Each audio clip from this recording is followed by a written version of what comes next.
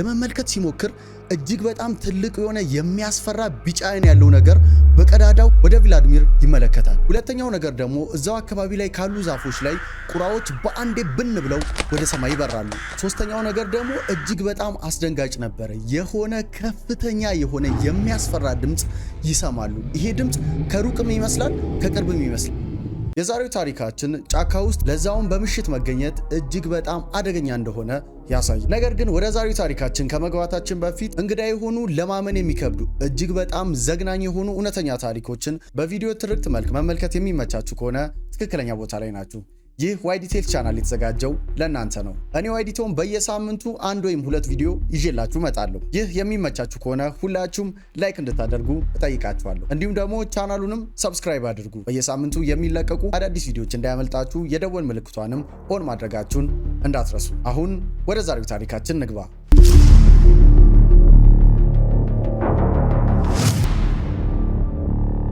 በታህሳስ 6 ቀን 1997 ዓ.ም ከከሰዓት በኋላ ዩሪ ትሩሽ የሚባል ግለሰብ መሳሪያውን ደቅኖ በሩቅ ምስራቅ ሩሲያ በሚገኝ ጫካ ውስጥ ድምጽ ሳያሰማ ቀስ እያለ ይጓዛል። ነገር ግን ዩሪ ብቻውን አልነበረም። የታጠቁ ሌሎችም ጓደኞች አብረውት ነበር፣ እንዲሁም ውሻውም ጭምር አብሯቸው ነበር። እናም እነዚህ ሰዎች በዚህ ጫካ ውስጥ በሚሄዱበት ሰዓት መሬቱ በበረዶ ተሞልቶ ነበር። እነዚህ ሰዎች እየተከተሉ ያሉት በረዶ ላይ የሚገኝ ፒንክ የሆነ አሻራ ነበር ሲከተሉ የነበሩት። እናም እነዚህ ሰዎች እጅግ በጣም በጥንቃቄ ነበረ ሲጓዙ የነበሩት፣ ምክንያቱም የሆነ ነገር ወይንም የሆነ ሰው እየተከታተላቸው እንደሆነ ስላወቁ። ተወሰነ ከተጓዙ በኋላ ዩሪና ጓደኞቹ የሆነ ባዶ የሆነ ቦታ ላይ አንድ ቤት ወይንም ካቢን ይመለከታሉ። ይሄ ካቢን ወይንም ትንሽ ቤት የማን እንደሆነ ያውቃሉ። ቭላድሚር የተባለ የነሱ ጓደኛ የሚኖርበት ቤት ነው። እነሱም እዚህ የተገኙት ይሄ ቭላድሚር የተባለው ሰው ከተወሰኑ ቀናት በፊት ስለጠፋ እሱን ፍለጋ ነው የመጡት። ከዛም ዩሪና ጓደኞቹ ወደዚህ ካቢን ወይንም ትንሽ ቤት ጠጋ ሲሉ ዩሪ በተመለከተው ነገር ይደናገጥና ደንዝዞ ፈዞ ቆሞ ያያል። ዩሪ የ47 ዓመት ሰው ሲሆን ከዚህ በፊት የዌይት ሊፍተር ወይንም ደግሞ የከባድ ብረት የማንሳት ተወዳዳሪ ነበረ። ከዛም በተጨማሪ የቀድሞ የጦር ሰራዊት አባል ነበረ። ከዛም በተጨማሪ አዳኝም ሰው ጭምር ነበር። በአጠቃላይ ዩሪ እጅግ በጣም ግዙፍ የሆነ ሰው ነው። እንደዛም ቢሆንም ግን ዩሪ አሁን ላይ በሚመለከተው ነገር ፈዞ ተደናግጦ ቆሟል። ወደዚህ ካቢን ተጠግቶ ሲመለከት እጅግ በጣም አደገኛና አስከፊ የሆነ ነገር እንደተፈጠረ ይመለከታል። ዩሪ በሚመለከትበት ሰዓት ፈርኒቸሮች ወይንም ጣውላ በየቦታው ተሰባብሯል።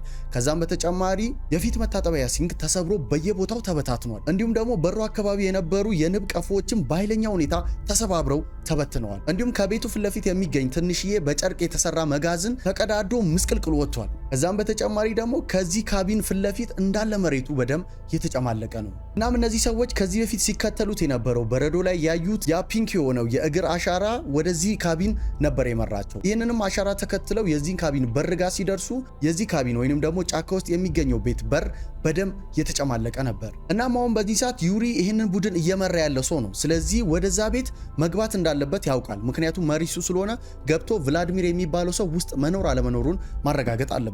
ከዛም ዩሪ ምን ያደርጋል? ከቆመበት ወደዛ በር ከዛም ዩሪ ወደ ውስጥ ለመመልከት በሚሞክርበት ሰዓት ማየት አልቻለም። ምክንያቱም ይሄ ካቢን ምንም አይነት መስኮት ስለሌለው ብርሃን ስለማያስገባ በደንብ ማየት አልቻለም። ጨለማ ቢሆንም ግን እንደምንም ወደ ውስጥ ሲመለከት ቭላድሚር እዛ ውስጥ እንደሌለ ወይንም ደግሞ ማንም ሰው እንደሌለ ምንም ነገር እንደሌለ ይሄ ካቢን ለተወሰነ ጊዜ እንደዚሁ እንደተተወ ያስተውላል። ከዛም ዩሪ በደንብ ወደ ውስጥ ይዘልቅና የካቢኑን ውስጥ መመልከት ይጀምራል። በዚህ ሰዓት የካቢኑ ግድግዳዎች በኃይለኛ ሁኔታ ተሰባብረዋል፣ ተሰነጣጥቀዋል፣ ቀዳዳ ተፈጥሯል። ከዛም በተጨማሪ ወለሉ ላይ ከፍተኛ የሆነ ደም ይመለከታል። እናም በዚህ ሰዓት ዩሪ ግን አንድ ነገር ያስባል። ምንድነው እሱ? ቭላድሚር የሚባለው ሰው በህይወት ሊኖር ይችላል። በኃይለኛ ሁኔታ ቢጎዳም ግን እዚሁ አስከሬኑን ወይንም ደግሞ ሰውነቱን ስላላገኘ ይሄ ሰውዬ ከዚህ ቦታ ሸሽቶ ወጥቶ በህይወት እዚሁ አካባቢ ሊኖር ይችላል በሚል ተስፋ ያደርጋል። ከዛም ዩሪ ምን ያደርጋል? ወደ ኋላ ይመለስና ከዛ ካቢን ለቆ ይወጣና ውጪ የሚጠብቁት ጓደኞቹና ውሻው ጋር ልክ ሲደርስ ሶስት ነገሮች ባንዴ ይፈጠራሉ። የመጀመሪያው ነገር የዩሪ ውሻ የማልቀስ ወይንም የሲቃ አይነት ድምጽ እያወጣ በሰርክል ይሽከረከራል። ሁለተኛው ነገር ደግሞ እዛው አካባቢ ላይ ካሉ ዛፎች ላይ ቁራዎች በአንዴ ብን ብለው ወደ ሰማይ ይበራሉ። ሶስተኛው ነገር ደግሞ እጅግ በጣም አስደንጋጭ ነበር። የሆነ ከፍተኛ የሆነ የሚያስፈራ ድምጽ ይሰማሉ። ይሄ ድምጽ ከሩቅም ይመስላል ከቅርብም ይመስላል። በጣም እጅግ አስፈሪና አስደንጋጭ ድምጽ ነበር። ድምጹ ጫካው ራሱ የሆነ አይነት ድምጽ የሚያወጣ ነው የሚመስለው። ከ5 ቀናት በፊት በታህሳስ 1 ቀን አሁን እነ ዩሪ የሚፈልጉት ቭላድሚር የሚባለው ሰው ከ3 ውሾቹ ጋር ሆኖ አደን ወጥቶ ነበር። እናም ቭላድሚር ቀኑን ሙሉ የሆነ ነገር ለማደን ቢሞክር ምንም ነገር ማደን ወይንም መያዝ አይችልም። በዚህ ነገር እጅግ በጣም ይበሳጭና ለዛሬ እዚህ ጋር ማብቃት አለብኝ ብሎ ይወስናል። ከዛም ጠበንጃውን ትከሻው ላይ ያደርግና ሶስቱን ውሾች ይዞ ወደ ካቢን ወይንም ደግሞ ጫካ ውስጥ ወደሚገኘው ቤቱ መመለስ ይጀምራል። በዚህ ወቅት የተወሰነ ከተጓዘ በኋላ እየሄደ እያለ መንገዱ ላይ የሆነ ነገር ይመለከታል። የሱን ጸሎት ፈጣሪ የሰማው ይመስል ነበር። እሱ ምንድነው አንድ ከርከሮ ወድቆ ይመለከታል። ይሄም ከርከሮ በቅርብ ደቂቃዎች ውስጥ የሞተ ነበረ። ምክንያቱም ከሰውነቱ እንፋሎት ይወጣ ነበር። ስለዚህ ፍሬሽ ኪል ነው። በዚህን ሰዓት ቭላድሚር ፈጣሪ ጸሎቱን የሰማ መሰለው። ከዛም ቭላድሚር ወደዚህ ከርከሮ ይጠጋና መሳሪያውን አውጥቶ ወደ ግራ ወደ ቀኝ አካባቢውን ይቃኛል። ይህንን ከርከሮ አድኖ እዚህ ጋር የጣለው ሰውም ይሁን እንስሳ አካባቢው ላይ እንዳለ ለመመልከት ነበር፣ ግን ማንም ሰው አልነበረ። ከዛም ቭላድሚር ምን ያደርጋል? ቢላ ያወጣና ከዚህ ከርከሮ ሁለት አፋዎቹን ይቆርጥና ይወስዳል። በዚህ ሰዓት ቭላድሚር አንድ ነገር ያውቃል። አዳኝ ስለሆነ ሌላ ሰው ያደነውን ነገር መስረቅም ሆነ ቆርጦ መውሰድም ይሁን ሙሉ በሙሉ መውሰድ ትክክል እንዳልሆነ በደንብ ያውቃል። ይህንን ነገር ደግሞ ሰው ይግደለው እንስሳ ይግደለው እሱ ስላላወቀ ነበረ የወሰደው። በዚህ ሰዓት ቭላድሚር ርቦታል። እሱ ብቻ ሳይሆን ውሾቹም ርቧቸዋል። ይህንን ነገር መውሰዱ ትክክል እንዳልሆነ ቢያቅም አማራጭ ስለሌለው ቦርሳ ውስጥ ይከትና ወደ ቤቱ ከውሾቹ ጋር መሄድ ይጀምራሉ። ልክ ቤታቸው ጋር ሲደርሱ በጣም ጨልሞ ነበር። ቭላድሚር በጨለማ ጫካ ውስጥ በመሆኑ ምንም ፍርሃት የሚሰማው አይነት ሰው አይደለም። ነገር ግን አካባቢው ላይ አዳኝ የሆኑ እንስሳቶች ስላሉ ቶሎ ብሎ ወደ ቤት መግባት ፈልጎ ነበር። ከዛ ምን ያደርጋል? የቤቱ ፊት ለፊት ላይ የሚገኘው ትንሽ መጋዘን ውስጥ ይህንን የከርከሮ ስጋ እዛ ውስጥ ይከትና በሩን ዘግቶ ወደ ዋናው ወደ እሱ ካቢን ወይንም ደግሞ ወደሚኖርበት ቤት ለማረፍ ለመግባት ይሄዳል። ከዛም አንድ ሁለት እርምጃ ከሄደ በኋላ አንድ ነገር ያስተውላል። ወደ ኋላ ዞር ብሎ ሲመለከት የሱ ሶስት ውሻዎች አብረውት አልመጡም። ከዛም ቭላድሚር ውሾቹ የት እንዳሉ ሲመለከት እነዚህ ውሾች ከዚህኛው ቤቱ ፊት ለፊት ከሚገኘው መጋዘን ጀርባ አልፈው በፍርሃት ወደ ጫካው የሆነ አይነት ድምጽ እያወጡ እየተመለከቱ ነበር። በዚህ ሰዓት አንድ ነገር አስተውሉ። ቭላድሚር ብቻውን ነው። በጨለማ ማንም የሚረዳው ሰው የለም። ስለዚህ እጁ ላይ የያዘውን ባትሪ ያበራና ውሾቹ ወደሚመለከቱበት አቅጣጫ መጥቶ እያበራ ወደ ጫካው ይመለከታል። በዚህ ሰዓት ቭላድሚር ምንም ነገር ሊመለከት አልቻለም። ጫካ ውስጥ የሚገኙ ዛፎችን ብቻ ነው የተመለከተው። ምንም ሌላ ነገር አልተመለከተም። ነገር ግን አንድ ነገር ያውቃል። እዚህ ጫካ ውስጥ እጅግ በጣም አስፈሪ የሆኑ አዳኝ የሆኑ እንስሳቶች አሉ። እሱ እዚህ ጋር የሆነ ነገር ማየት አልቻለም። ውሾቹ ግን የሆነ ነገር አይተው ነው ፊታቸውን ወደዛ ዙረው የሆነ ድምጽ እያሰሙ ያለው። ስለዚህ ቭላድሚር ቶሎ ብሎ ውሾቹን ይዞ ወደዛ ካቢን ገብቶ ራሱ ላይ በሩን መዝጋት ይፈልጋል። ከዛም ቭላድሚር ወደ ኋላ ወደ ካቢን ወደ ቤቱ እየሄደ ውሾቹን ወደሱ እንዲመጡ እየጠራቸው መሄድ ይጀምራል። በዚህ ሰዓት ሁለት ውሾች ወደ ቭላድሚር ይመጣሉ። ነገር ግን አንደኛው ውሻ እዛው እንደቆመች ትቀርና ወደዛ ፊቷን ወደ ጫካዋ ዙራ መጀመሪያ ሶስቱም ሲያፈጡበት ወደ ነበረው ቦታ እያፈጠጠች የሆነ ድምጽ እያሰማች ማፍጠጧን መጮዋን ትቀጥላለች። ከዚህም በተጨማሪ እጁ ውሻ ወደዛ ወደምትመለከተው አቅጣጫ እየሮጠች መሄድ ትጀምራለች። በዚህ ሰዓት ቭላድሚር ውሻዋ እንድትመለስ በኃይለኛው ቢጮህ ውሻዋ አልሰማችውም። ቀጥ ብላ ወደዛ ጫካ ትሄዳለች። እናም በዚህ ሰዓት ቭላድሚር ከሁለት ውሾቹ ጋር የካቢኑ በር ላይ እንደቆመ የውሻ ድምጽ እየራቀ ወደ ጫካው ሲገባ ይሰማል። ከዛም በድንገት ውሻዋ የሲቃ አይነት ድምጽ ታሰማና ድምጿ ሙሉ በሙሉ ይጠፋል። ከዛም ቭላድሚር በህይወቱ ሰምቶት የማያውቅ እጅግ የሚያስፈራ የሚያስደነግጥ ኃይለኛ የሆነ ድምጽ ይሰማል። ጫካው የሚጮህ አይነት ድምጽ ይሰማል። ከዛም ሁሉም ነገር ጸጥ ይላል። በዚህ ሰዓት ቭላድሚር ይደነግጥና በደመ ነፍስ እነዚህን ሁለት ውሾች ይዞ ወደ ውስጥ ያስገባቸውና እሱም ገብቶ በሩን ራሱ ላይ ይዘጋል። ቭላድሚር የሚገርማችሁ እነዚህን ሶስት ውሻዎች እጅግ በጣም ነው የሚወዳቸው። በቃ ለራሱ እንደ ቅርብ ቤተሰቦቹ ነው የሚያያቸው። እናም በዚህ ሰዓት ቭላድሚር ሄዶ ያቺን ሶስተኛዋን ውሻ ማዳን እጅግ በጣም ይፈልጋል። ነገር ግን ከዚህ ቤት ወጥቶ ሄዶ ያቺን ውሻ ለማዳን ቢሞክር ለሱ ራስን የማጥፋት ያክል እንደሆነ ያውቃል። ምክንያቱም የሰማው ድምጽ እጅግ በጣም አስደንጋጭና አስፈሪ ነው። ከዚህ በፊት በህይወቱ ሰምቶት የማያውቀው ነገር ነው። ስለዚህ ያቺን ውሻ ለማዳን ብሎ የሚወጣ ከሆነ የራሱን ህይወት እንደሚያጣ እርግጠኛ ነበር። ከዛም ቭላድሚር ከሁለት ውሾቹ ጋር ቁጭ ብሎ ሶስተኛዋ ውሻ በህይወት እንድትተርፍ መመኘት ይጀምራል። በዚህ ሁኔታ ቁጭ ብሎ ይጠብቃል። እናም ቭላድሚር ለተወሰኑ ደቂቃዎች ከሁለት ውሾቹ ጋር ቁጭ ካለ በኋላ ውጪ ላይ የሆነ አይነት ድምጽ መስማት ይጀምራል። ዛፎች ሲሰባበሩ፣ እንጨት ሲሰነጠቅ የሚያሰማ አይነት ድምጽ ይሰማል። አንድ ነገር ግን ልብ በሉ፣ እዚህ ቤት ውስጥ ምንም አይነት መስኮት የለም። ከዚህ ልክ ቭላድሚር ምንድነው የሚያደርገው? ቤት ውስጥ የተለያዩ ቦታዎች ላይ በድሪል ትንንሽ የቀዳዳ በስቷል፣ ወደ ውጪ ለመመልከትና ብርሃን እንዲያስገባለት። ከዛም ቭላድሚር ምን ያደርጋል? ሮጦ ሄድና በበሩ ፊት ለፊት በኩል በሚገኘው አንድ ቀዳዳ ያኛው የከርከሮን ስጋ ያስቀመጠው መጋዘን ወደሚያሳየው ቀዳዳ ሄድና በዛ ቀዳዳ ጮልቆ ወደ ውጪ መመልከት መመልከት ይጀምራል። በዚህ ሰዓት እንግዲህ እኩለ ሌሊት ነው፣ ድቅድቅ ጨለማ ነው። ምንም አይነት ብርሃን ስለሌለ ወደ ውጪ ሲመለከት ምንም ነገር ማየት አይችልም። ነገር ግን ድቅድቅ ጨለማ ቢሆንም በዛ ቀዳዳ እንደምንም ያንን የከርከሮ ስጋ ያስቀመጠበትን ትንሽ የቤቱ ፊት ለፊት የሚገኝ ወደዛ መጋዘን ሲያይ አንድ ነገር ይመለከታል። የሆነ እጅግ በጣም ትልቅ ጥላ ያለው ፍጡር ይመለከታል። ይህም ፍጡር በአደገኛ ሁኔታ ነው የሚሄደው። ሰውነቱ እንዴት ነው በየሁሉም ዳይሬክሽን ነበር የሚሄደው። እጅግ በጣም የሚያስፈራ ግዙፍ የሆነ ፍጡር ነበረ የተመለከተው። እንጨቱንም ሸራውን ብትንትኑን ያወጣል እዛ ውስጥ ያለውን የከርከሮ ስጋ ለመውሰድ። እናም በዚህ ሰዓት ቭላድሚር አንድ ነገር ያስተውላል። ይሄ ፍጡር ምንም ይሁን ምንም ያንን ከርከሮ አድኖ ገሎ እዛ ጋር ያስቀመጠው ይሄ ፍጡር ነው። ስለዚህ እጅግ በጣም አስፈሪ የሆነ አውሬ ተመልሶ መጥቶ ያንን የከርከሮ ስጋ ለመውሰድ ነው እዚህ ድረስ የመጣው። ከዛም ሰባብሮ ገብቶ ያንን ስጋ ነው የወሰደው። እናም በዚህ ሰዓት ቭላድሚር አንድ ነገር ማመን ይፈልጋል። እሱ ምንድነው? ይሄ አስፈሪ አውሬ እንግዲህ መጥቶ ያንን የከርከሮ ስጋ ከወሰደ በኋላ ወደኔ ተመልሶ አይመጣም። ስለዚህ እሱ የመጣው ያንን ስጋ ሊወስድ ነው። ይሄንን ስጋ ወስዶ እኔን ጥሎኝ ይሄዳል ብሎ አስቦ ነበር። ግን ይሄ እጅግ በጣም አስፈሪ አውሬ ያንን የከርከሮ ስጋ ያንን ትንሽ መጋዘን ሰባብሮ ከወሰደ በኋላ ጥሎ አልሄደም። ምን አደረገ? እዛው ቦታ ላይ ቁጭ ብሎ ቭላድሚር ወደሚገኝበት ቤት ስትሬት ማፍጠጥ ይጀምራል። እናም በዚህ ሰዓት ቭላድሚርም በዚች ትንሽ ቀዳዳ ወደዛ አስፈሪ ወደሆነ ጥላ ወዳለው አውሬ እየተመለከተ ነበር። እናም በዚህ ሁኔታ ለብዙ ሰዓት አውሬውም ወደ ቭላድሚር ያፈጣል፣ ቭላድሚርም መልሶ ወደዛ አውሬ በዛ ቀዳዳ ያፈጣል። በዚህ ሁኔታ የተወሰኑ ሰዓቶች ያልፋሉ። በዚህ ሰዓት ግን ቭላድሚር ቀን ሙሉ አደን ስለወጣ እጅግ በጣም ደክሞት ስለነበረ እሱም ይሁን ውሾች ይሄ አውሬ ከዚህ ጋር ንቅንቅ የሚል ስላልመሰላቸው ከዚህ ቀዳዳ ዞር ይልና እንቅልፍ ይወስደውና ይተኛል። ከዛም የተወሰኑ ሰዓታት ከተኛ በኋላ ቭላድሚር ይነቃል። ከዛም ሮጦ ወደዛ ቀዳዳ ይመጣና ይሄ አውሬ አሁንም እዛ ቦታ ላይ አለ ወይስ የለም የሚለውን ለማየት በዛ ቀዳዳ አጮልቆ ወደ ውጭ ሲመለከት ይሄ አውሬ እዛ ቦታ ላይ የለም። በዚህ ሰዓት ቭላድሚር እፎይታ ይሰማዋል። ምናልባትም ይሄ አውሬ እኔን ትቶ ስጋውን ይዞ ሄዷል ብሎ ስላሰበ ቭላድሚር እርግጠኛ መሆን ፈልጎ ነበረ። ምን ሊያደርግ ይወስናል? እዚሁ ቤት ላይ የተለያዩ ዳይሬክሽኖች ላይ ቀዳዳ ስላሉ በሁሉም ዳይሬክሽን እየዞረ ይሄ አስፈሪ ፍጡር ሄዷል አልሄደም የሚለውን ማረጋገጥ ይፈልጋል። ምን ያደርጋል? በዚህኛው አቅጣጫ ወደ በሳው ቀዳዳ ሄድና በቀዳዳው ጨልቆ ወደ ውጭ ይመለከታል። በሚመለከትበት ሰዓት ድቅድቅ ጨለማ ነው፣ ጫካ፣ ዛፎች ናቸው የሚታዩት፣ ምንም ነገር የለም። ከዛም እፎይልና ወደዚህኛው ዳይሬክሽን ይሄዳል። በዚህኛውም ዳይሬክሽን ሄዶ ወደ ውጭ ሲመለከት ተመሳሳይ ነገር ነው ያየው። ምንም ነገር የለም፣ ጫካው ብቻ ነው። ከዛ ምን ያደርጋል? ወደ ኋላ አቅጣጫ ሄድና በዛም አቅጣጫ ወቀዳዳው ወደ ውጭ ሲመለከት አሁንም ምንም ነገር የለም። የሚታየው ድቅድቅ ጨለማና ጫካው ብቻ ነው። ነገር ግን በዚህ ሰዓት ድንገት የሆነ ነገር መጥቶ ወደሚመለከትበት አቅጣጫ መጥቶ ይጋጨዋል።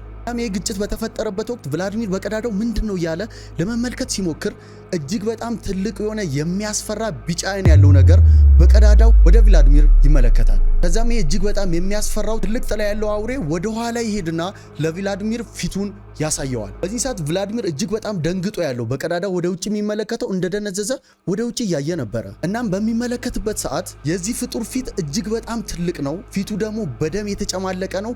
አፉን እንደከፈተ ነው። ጥርሶቹ እጅግ በጣም ትልልቅና የሚያስፈሩ ናቸው። እናም ያስፈሪ አውሬ ወደ ቭላድሚር አፍጥጦ እያየ ነው። ዘሎ ሄዶ ከዛ ውስጥ ገብቶ ሊገለው እንደሚፈልግ በሚያሳይ ሁኔታ ከዛም ያስፈሪ አውሬ ምን ያደርጋል?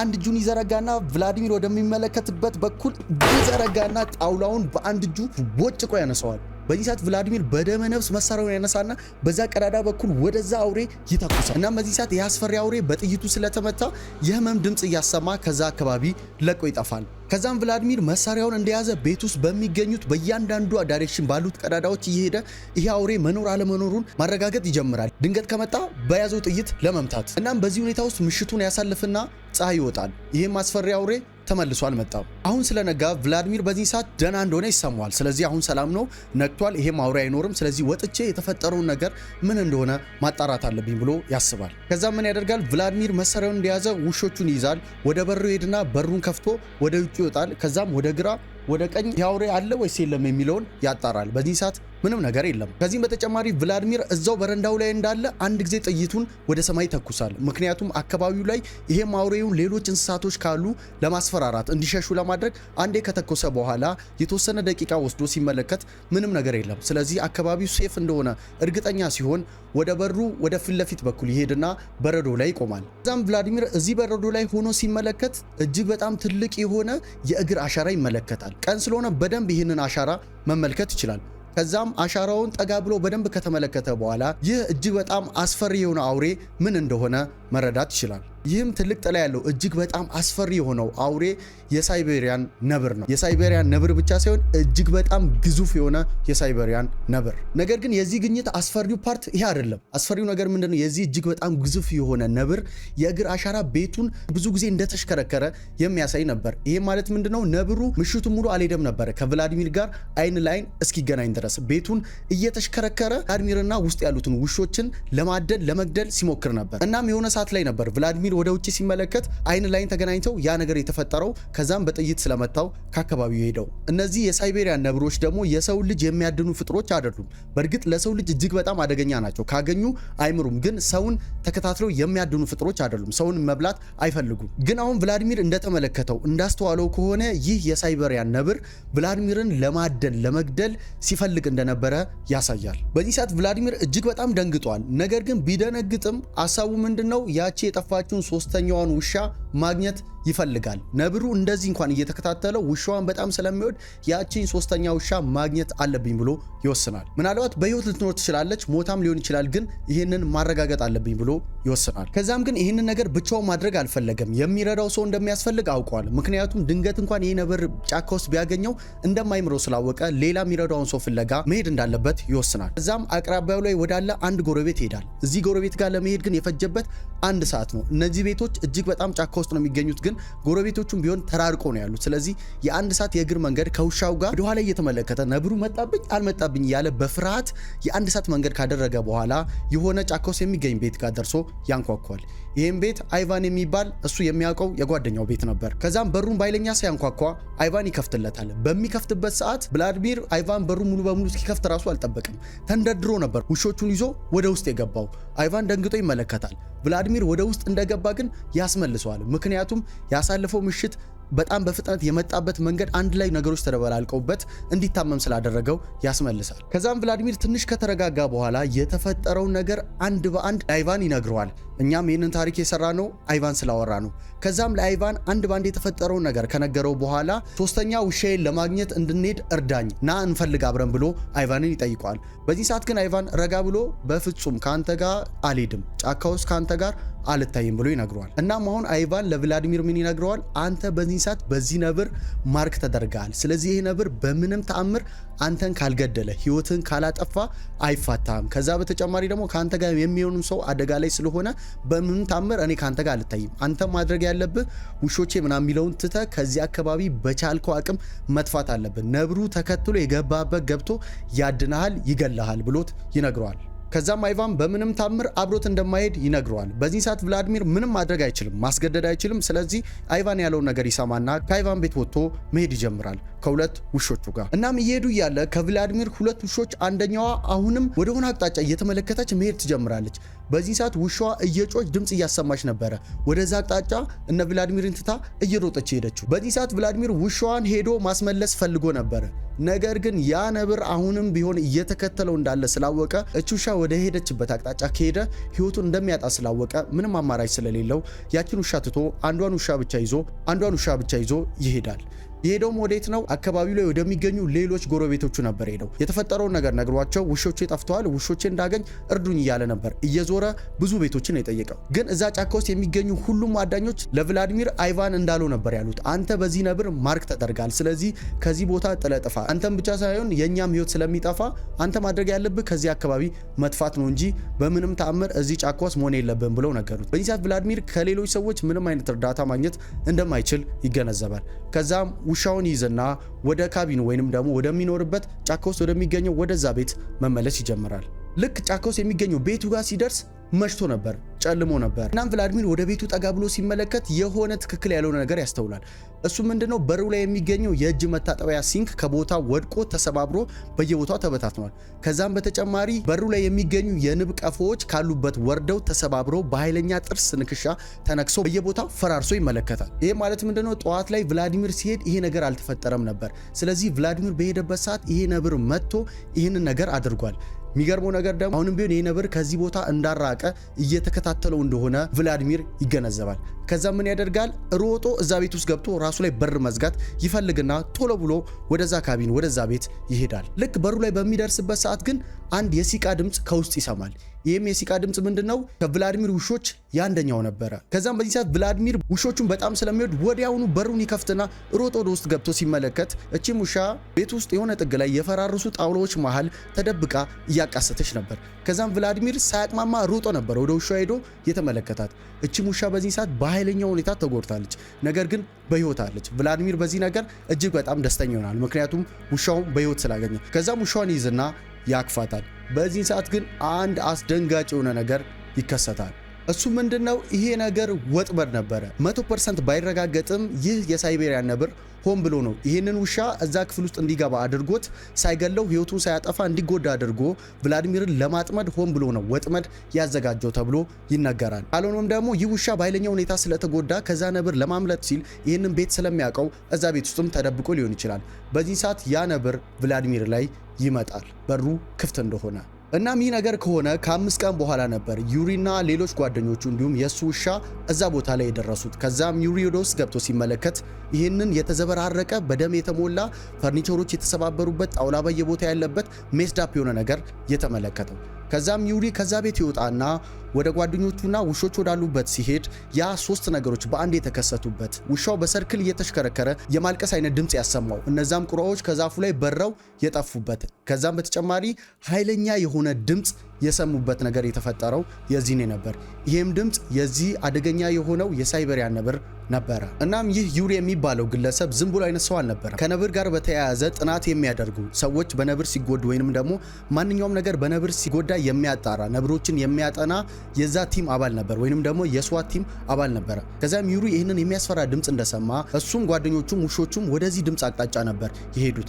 እነሱ ወደዛ ድምጽ ሲጠጉ ድምጹ እየራቃቸው፣ እነሱ ሲጠጉ ድምጹ እየራቃቸው ነበር የሄዱት። እየሄዱ እያሉ ግን መንገድ ላይ አንድ የልብስ ቡጫቂ ያገኛሉ። ከዛ የልብሱን ቡጫቂ ሲመለከቱ የቭላዲሚር እንደሆነ ያስተውላሉ። ከዛም ይህ የልብስ ቡጫቂ ወደሚመራቸው መንገድ የተከተሉ ሲሄዱ አንድ ክፍት የሆነ ቦታ ላይ ይደርሳሉ። እዚህም ክፍት ቦታ ላይ በበረዶ የተሞላ ነበረ።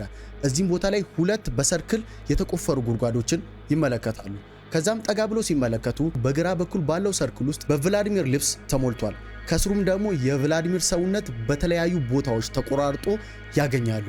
በቀኝ በኩል ሲመለከቱ ደግሞ የቭላዲሚርን ጭንቅላት ያገኛሉ። ከፊቱም ከጭንቅላቱም ላይ ቆዳው ተገፎ ነበረ። ስለዚህ ይህ የሳይቤሪያን ነብር ቭላዲሚር የሚባለው ሰው የነብሩን ግዛት ጥሶ ስለገባ እየወረረው እንዳለ ስለተገነዘበ፣ ከዛም በተጨማሪ ይህ ነብር አድኖ የገደለውን ከርከሮ ስለወሰደበት፣ በሶስተኛ ደግሞ ስጋውን ሊወስድ በመጣበት ወቅት ቭላዲሚር ተኩሶ ስላቆሰለው፣ በዚህ ነገር ነብሩ እጅግ በጣም ስለተበሳጨ ነበረ ይህንን ነገር ያደረገው። ለሌሎች ሰዎች መማሪያ እንዲሆን ሌሎች የሱ ቴሪቶሪ ላይ እንዳይመጡ ሌሎች ሰዎችን ለማስተማር ነበር ይህንን አስፈሪ ነገር ያደረገው። ከዛም ዩሪና የሱ ጓደኞች ተከታትለው ይህንን ነብር ህይወቱ እንዲያልፍ ያደርጋሉ። በዚህ ወቅት ግን የነ ዩሪ ጓደኛ የሆነ አንድ ሰው በተመሳሳይ ሁኔታ ህይወቱ ጠፍቶ ነበር። ይህ ነብር ይህንን ሰው ህይወቱ እንዲያልፍ ካደረገ በኋላ ልክ ቭላዲሚርን እንዳደረገው ሰውነቱን የተለያየ ቦታ ቆርጦ አስቀምጦ ጭንቅላቱንም እንደዛው አድርጎ በተመሳሳይ ሁኔታ ሌሎች ሰዎች እሱ ቴሪቶሪ ውስጥ እንዳይመጡ፣ እንዳይከተሉት፣ እንዳያድኑት፣ እሱ የደረሰበት እንዳይደርሱ መልእክት ለማስተላለፍ ይህንኑ ተመሳሳይ ነገር አድርጎ ነበር። ያው የሚገርመው ነገር ደግሞ ለዩሪ አካባቢ ሰዎች አንድ ነገር ነግረውት ነበር። ዩሪም ቢሆን ይህንን ነብር ህይወት ስላጠፋ በሌሎች ነብሮች ማርክ ተደርጓል። ስለዚህ ነብሮች ተከታትለው ህይወቱን ሊያጠፉት ስለሚችሉ በቻለው አቅም ወደዚህ ጫካም ሆነ ነብሮች ወደሚገኙበት ቦታ እንዳይመጣ ነግሮት ነበር። ቤተሰቦቼ የዛሬው ታሪካችን ይህን ይመስል ነበር።